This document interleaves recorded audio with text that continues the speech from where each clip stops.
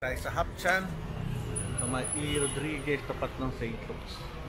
Kain tayo with my friend. Kain tayo.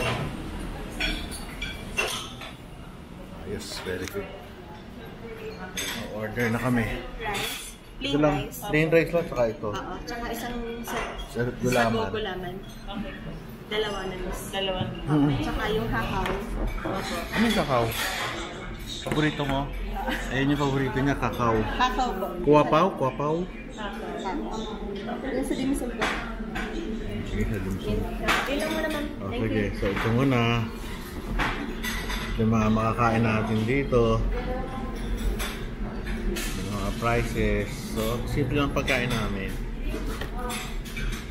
Pero syempre, mahal din siya compared sa mga ibang Chowking.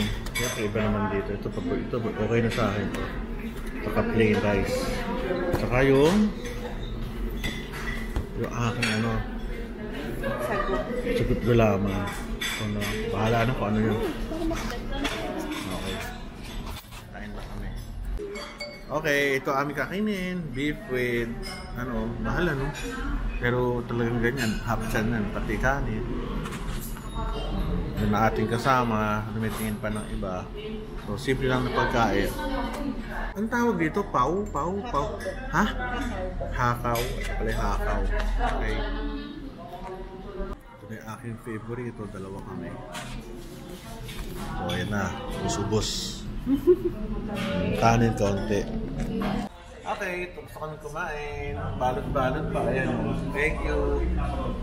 So far, kami? School lang kami. Hindi naman kumain marami. Pero natira pa sayang. Pero pinauwi na lang sa akin. Okay naman, enjoy.